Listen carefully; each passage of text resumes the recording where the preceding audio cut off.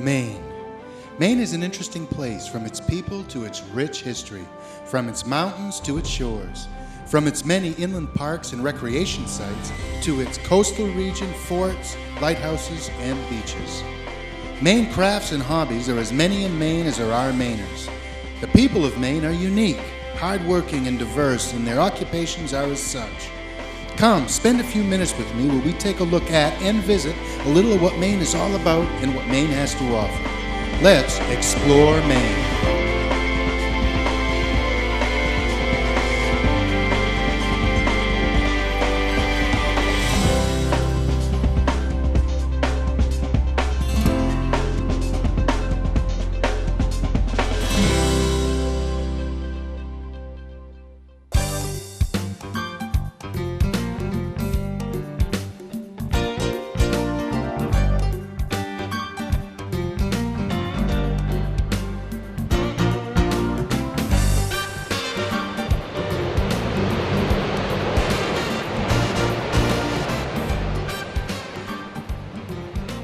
If you happen to find your way driving, biking, or walking through Lewiston or Auburn, Maine via Route 202, which to the local residents is known as Main Street, you will either be traveling from Auburn to Lewiston or Lewiston to Auburn. Either way, you will have to cross a bridge that was once known as the North Bridge, and it is now known as the Longley Bridge. As you cross the bridge and gaze upriver, you will see a wonderful set of waterfalls that is known as Great Falls. Great Falls has a long, rich history with the Lewiston-Auburn area. Please join me as we take you for a little tour around the falls, on top of giving you some fantastic footage of Great Falls' springtime flow. We would like to share with you a little history that surrounds the falls and how important that they were and are to the Lewiston-Auburn community. Perhaps we may be introducing them to you for the first time, or if not the first time, maybe you don't get a chance to always take them in when the views are the best. Stick with us for the next few minutes and you're sure to see some Great Falls footage, and maybe take away with you a little bit more knowledge of how important the falls were to this area's existence and its continuing growth from the late 1600s until now. The reason we are here today is because of Great Falls.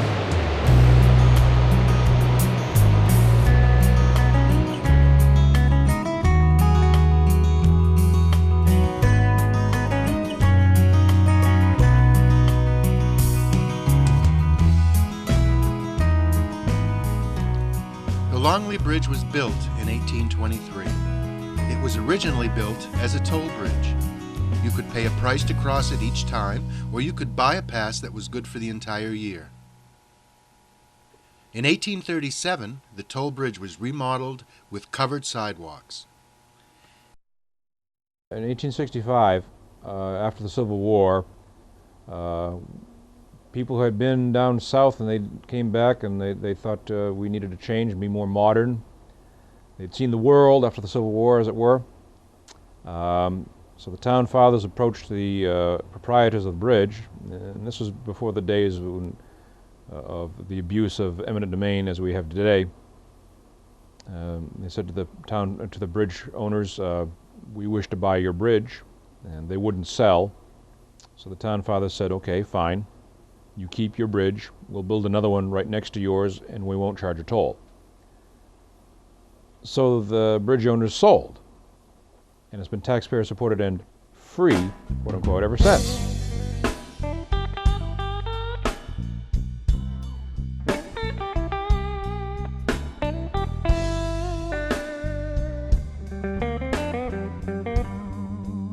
In 1854, the year Androscoggin County was founded, the bridge was lost in a freshet and a new one was built in its place. Again in 1870, and then again in 1896, the bridge was damaged and repaired.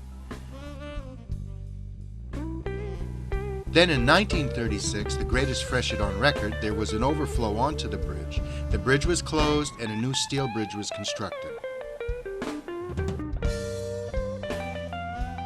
In 1982, the state widened and raised the bridge and named it after the late Governor Longley. James Longley was born in Lewiston on April 22, 1924. He became governor of Maine in 1975 and remained governor until 1979.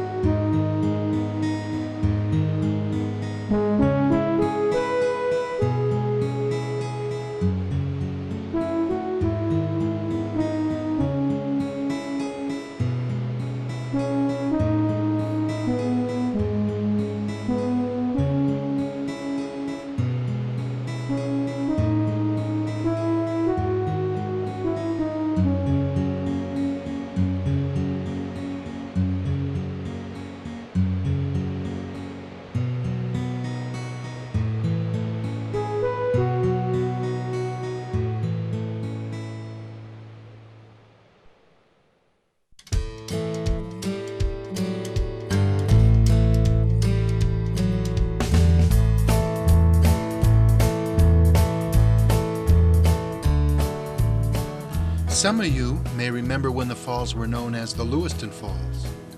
If you're a local history buff, you would know that way back when they were known as 20-Mile Falls. Whatever you call them, these falls have seen Lewiston and Auburn come to existence and have stood by them through the test of time. The falls have been a dependable sentinel between Lewiston and Auburn, creating the reason for the Twin Cities' existence, and for that matter, Androscoggin County exists because of the falls.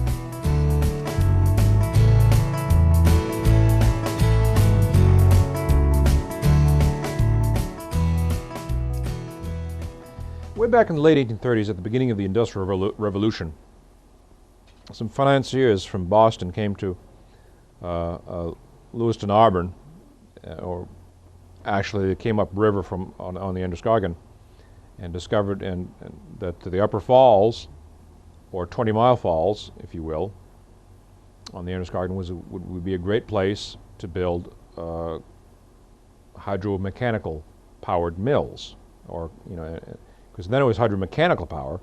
Electricity was, hadn't really been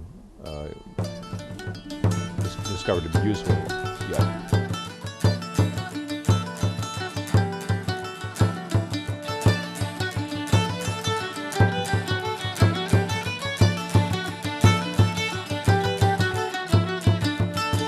They started building canals. The Irish had the potato famine in the 1840s. Came over here, built the canals with manual labor, pick and shovel, bucket and wheelbarrow, out of bedrock. They did have blasting, but the dynamite had not yet been invented. It was very dangerous work, very difficult work. The Irish were looked down upon, not in small part because they were Roman Catholic. I have yet to see any evidence, this is a theory of mine, I've yet to see any evidence that they actually used animals in the dangerous parts of digging a canal. An animal was an investment. You got injured or killed, you were out money. An Irishman got injured or killed, just hired another Irishman. That gives you some idea of how they were treated. It's pretty rough.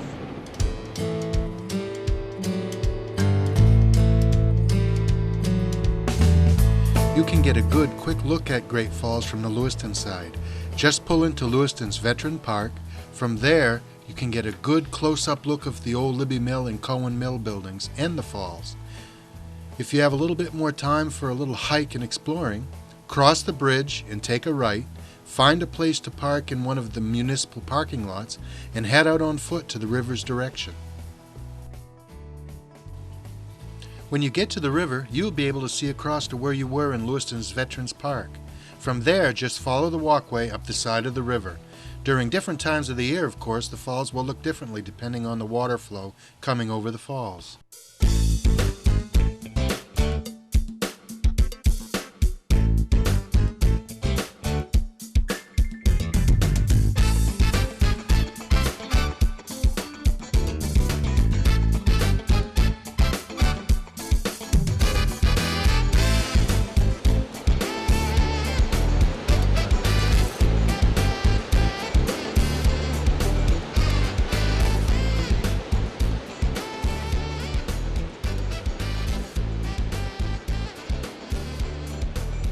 The most majestic feel of the falls comes naturally in the spring, when the snow melt and runoff along with the heavy spring rains swell the river to sometimes within threat of flooding. There have been many times through the years that the river has come over its banks to some degree. A couple times in recent history that really come to mind is the flood of '87. Maine had a normal snowpack that year and normal flood potential in late March of 1987. However, a warm rainstorm brought 4 to 6 inches of rain to the mountains of Maine and New Hampshire, which combined with 6 or more inches of melted snow. The water ran over frozen ground and streams and rivers began to rise. Flooding became disastrous on April 1st, 1987 on Maine's major rivers. Again, back in 1936, under similar conditions, rain concurrent with snowmelt set the stage for this flood. This major flood in '36 washed out railroad tracks along the Androscoggin River east of Bethel, and the industrial section of Rumford and Jay saw its mills and factories along the river damaged. The East Turner Bridge was destroyed. The iron bridge between Lisbon Falls and Durham washed away.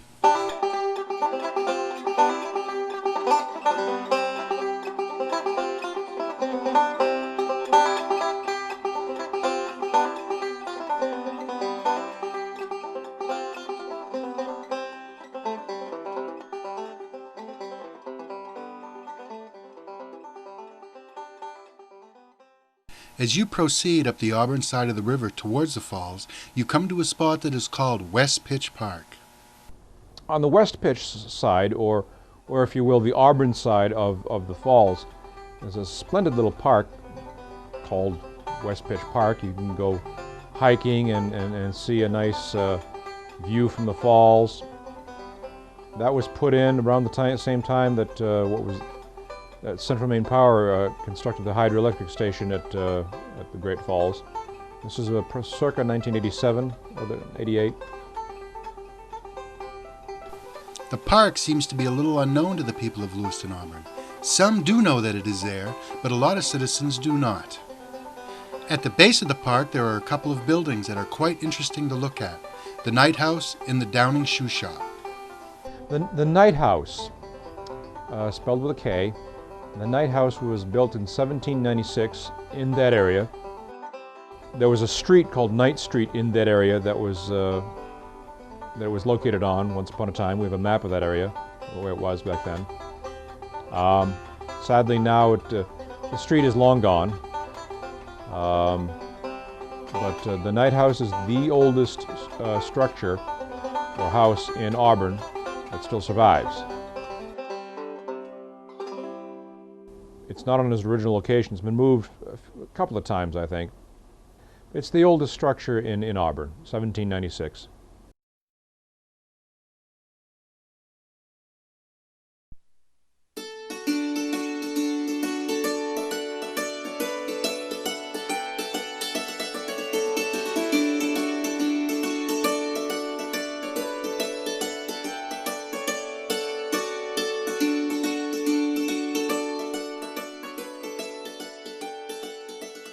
The Downing Shoe Shop right next to it, 1830, was transported. It was transported to its present location, I think, in the 1980s, from West Auburn or towards Minot.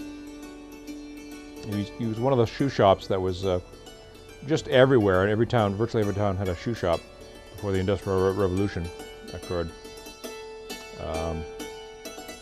Anyway, they are both, I believe, owned by the City of Auburn and maintained by Auburn Heritage, Inc. If you are in for a little hike, the entire walk around West Pitch can be stretched to half a mile or so. There are benches to take a rest on here and there, and some offer great views of the falls and the river around.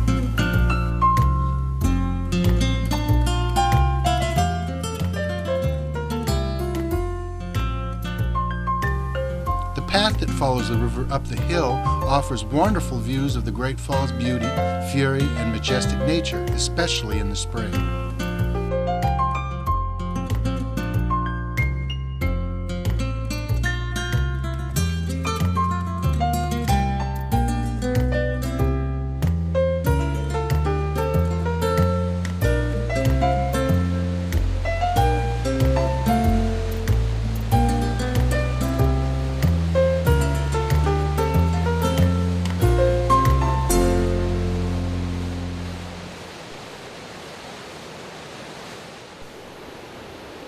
If you take the time to look and get just right in the sun, you will find rainbows in the mist that it creates as the water thunders over the rocks.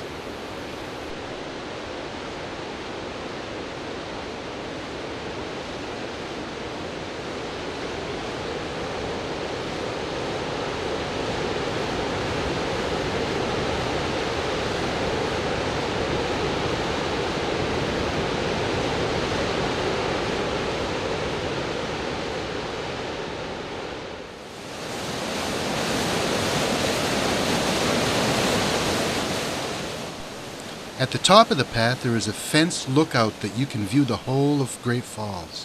When you walk up the path and out onto the lookout over the falls, it seems as though you are stepping into a wilderness time capsule.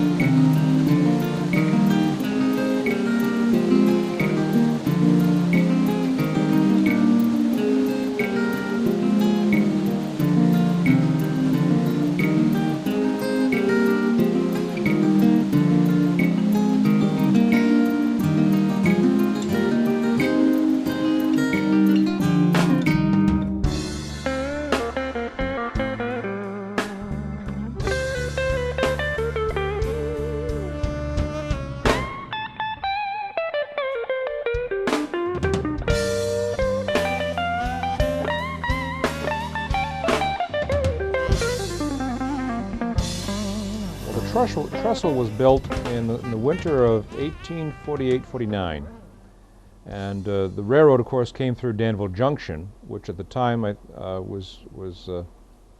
think it was a junction just yet. The other railroads came later and made Danville Junction the important rail junction that it is today. The trestle was built at that location in the winter of 1848-49, as I said. If you look at the map, it looks almost like an S curve. And the reason for that is you have a straight shot over the falls. You build a less length of a bridge, and it's more cost-effective to build.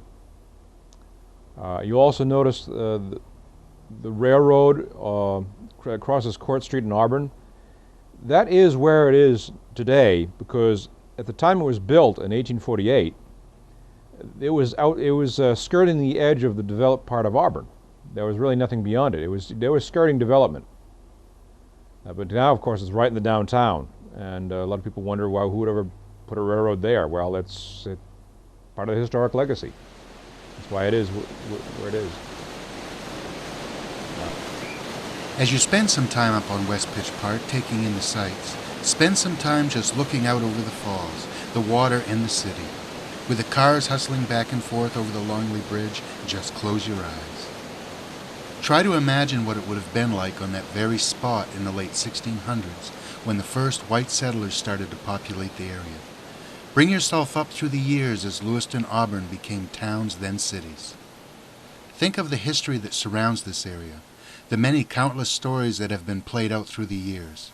Some of them good, some of them, to our standards today, not so good. Yes.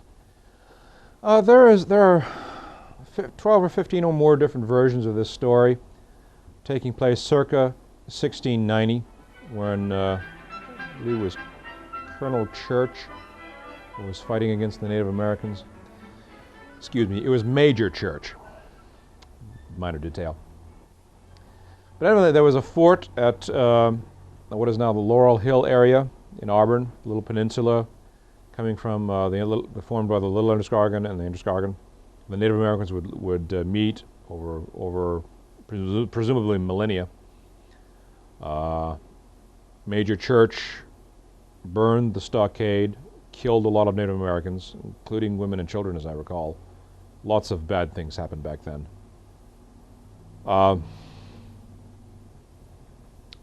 There was a story to the effect that there were some Native Americans coming downriver to raid, I think it was Brunswick, and they sent some scouts ahead of time to build a fire at the top of the falls so they wouldn't go over the falls because they were coming down at night.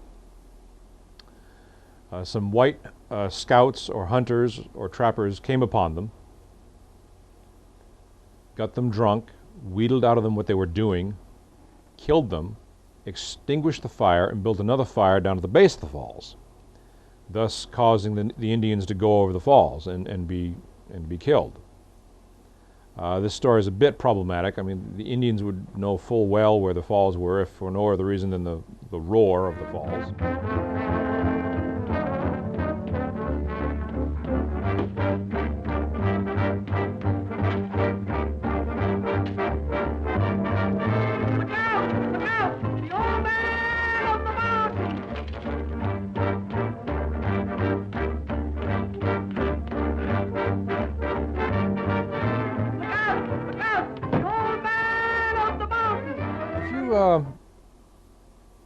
Position yourself in front of the night house where it now is, and you get your angle just right. It's about a 20, maybe 30-foot window by the falls. You can still see the Old Man of the Falls, which is on the cover of a history book we published a few years ago. You have to ignore the graffiti and there's some brush growing and this sort of thing, but he's still there. He's been there since time immemorial.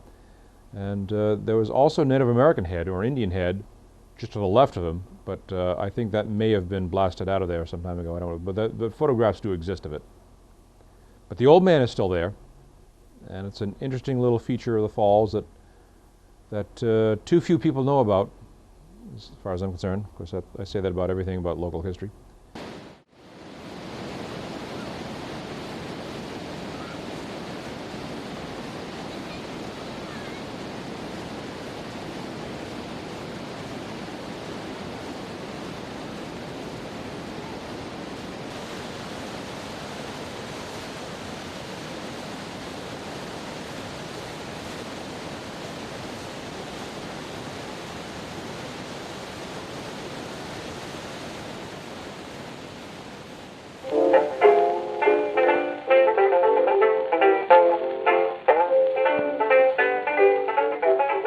river has allowed us its use for many things through the years, from transporting logs for pulp and paper mills to power generation.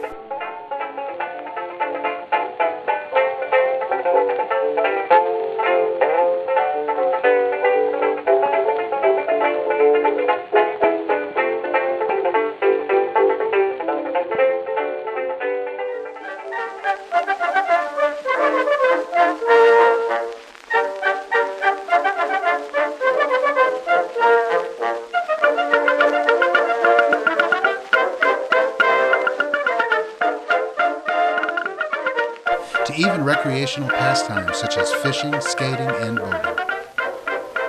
It has allowed us to exist on its shores, only flexing its muscles when it felt and feels the need.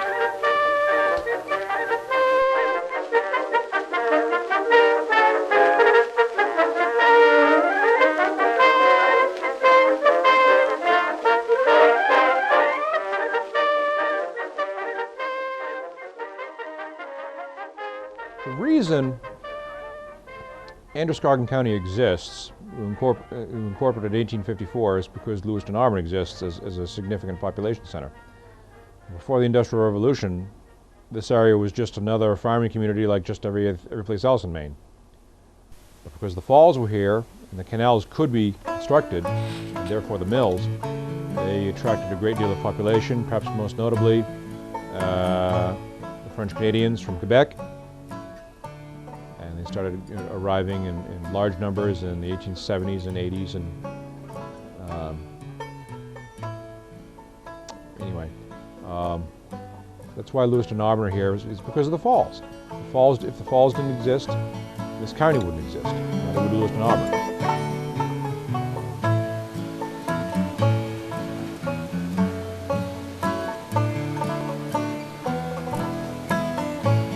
Great Falls is the reason that drew the people to its surrounding banks years ago. It is the reason that they have stayed and created, through the years, from farming to industrial, such an area of diverse population, work ethic, and community. So next time you find your way crossing the Androscoggin River over the Longley Bridge in Lewiston or Auburn, Maine, and find yourself looking at the Great Falls, don't just see water rolling and falling over a pile of rocks. See the rich history that they have created. Know that because they are there, in some ways, you are where you are.